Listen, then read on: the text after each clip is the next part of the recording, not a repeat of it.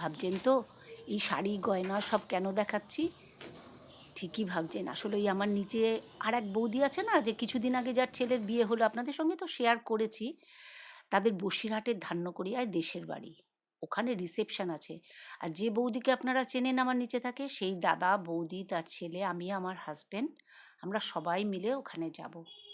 ঘড়ির কাঁটায় এখন বেলা 11টা। সব আরেকটি নতুন দিনে সব্বাইকে আমার শুভেচ্ছা জানিয়ে দিনটা শুরু করি।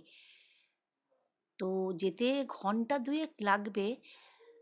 ওখানে নাকি শুনেছি প্রচুর রাজবাড়ি আছে যেগুলো হেরিটেজ আখ্যা পেয়েছে। তাই ঠিক করেছি সেই রথ দেখা কলা বেচার মতো রাজবাড়িগুলো প্রথমে দেখে নেব, তারপরে বিয়েবাড়ি যাব। দেখুন রাস্তার পথচিত্র কিরম চেঞ্জ হয়ে যাচ্ছে শহর থেকে গ্রামে। এই আমরা মোটামুটি প্রথম রাজবাড়িটার সামনে এসে গাড়িটাকে থামিয়ে ভাবলাম একটু ফটো তুলে আপনাদের সঙ্গে শেয়ার করি। এটি টাকি রোডের ওপর অবস্থিত।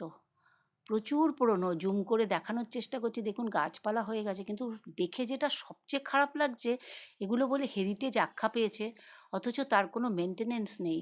বাইরের গ্রিলে তালা দেওয়া, অনেক দূর থেকে আমরা জুম করে যেটুকু পারছি আপনাদের সঙ্গে শেয়ার করছি। ভিতরে আরও অনেক রাজবাড়ি আছে। যে কোনো সুন্দর জিনিস দেখলে না প্রথমেই আপনাদের কথা মনে পড়ে, কেননা সবাই, আপনারা সবাই আমার এত কাছের হয়ে গেছেন। আগে মনে হয় আপনাদের দেখাই। এটা দেখুন ভিতরে আরেকটি রাজবাড়ি, এটার একটু মেনটেন আছে, এরা গেট দিয়ে একটু ঢুকতে পেরেছি বলে একটু ক্লোজলি আপনাদের দেখাতে পাচ্ছি। আমার দেশে তো আমার অনেক বন্ধু আছে, দেশের বাইরে বাংলাদেশ থেকেও অনেকে আমার খুব কাছের হয়ে গেছে। সেই ভুটানে টেস্ট অ্যান্ড টেলসের সালমা, সাইনুর সিদ্দিকী, পলি পাঁচমিশির ওয়ার্ড থেকে পলি, আইরিন ডেইলি লাইফের আইরিন, এরা যখন আমার ভিডিওতে কমেন্ট করে, আমি তো একজন সামান্য ক্রিয়েটার, এত ভালো লাগে। এটি দেখুন নহবতখানা, রাজরাজাদের আমলের। এদের থেকে আমি কিন্তু অনেক কিছু শিখি। সালমার কথা বলার বাঁধন, সাইনুরের তার পরিবার পরিজনের জন্য বিপদে পাশে দাঁড়ানো, তাদের সেবা, পলির স্ট্রাগেল লাইফ, আইরিনের ভর্তা, আমি মুগ্ধ হয়ে যাই ওদের কাজ দেখে। ভিডিওতে ফিরে এসছি। এটি বল্লভ রাজাদের বাড়ি, ওনারাই বলছিল, কারণ এই বাড়িটার উল্টো দিকেই আমরা যে বিয়ে বাড়িটায় গেছিলাম না, সেই বিয়ে বাড়িটা এমনি সময় বন্ধ থাকে, তাই গেটের বাইরে থেকে যেটুকু আমরা তুলতে পেরেছি।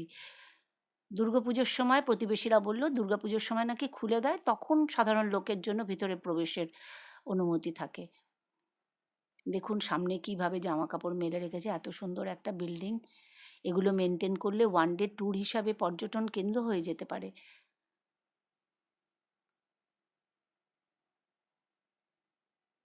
অনেক দূর থেকে জুম করে দেখানো তো, সেই জন্য ফটোগুলো একটু মনে হয় কাঁপছে।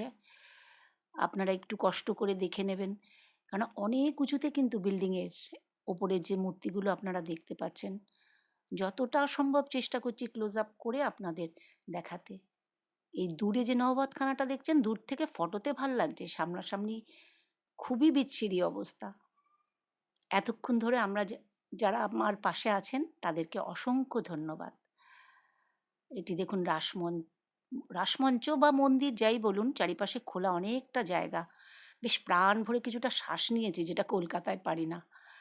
রাস পুজোর সময় নাকি প্রথমে একা কৃষ্ণ বসিরহাটের সমস্ত জায়গা থেকে এখানে আসে, বিকেলবেলা দিকে তাদের রাধারা আসেন।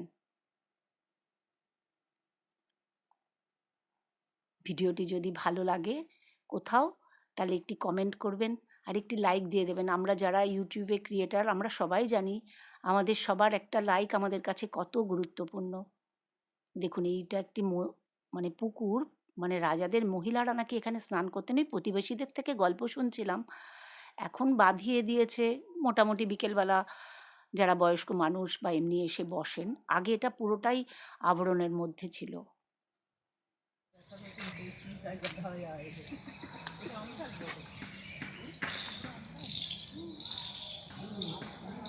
এটি ধান্যকুড়িয়ার রাজাদের বাইজি বাড়ি বলে। প্রচুর জমি জমা নিয়ে সামনে পুকুর আছে, এই যে আম বাগান,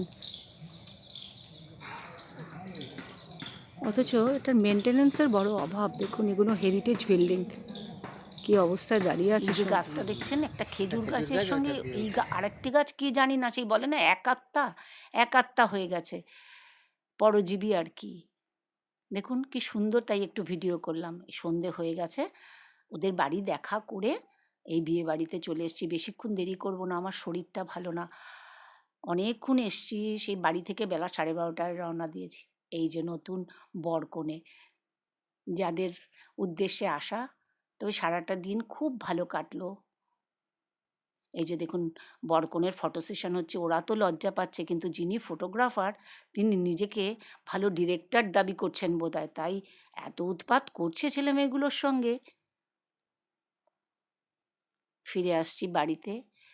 আস্তে, আস্তে রাতের কলকাতাকে মনে হলো একবার আপনাদেরকে দেখাই। আলো এসে যে উঠেছে আমার কলকাতা, আমার তিলোত্তমা।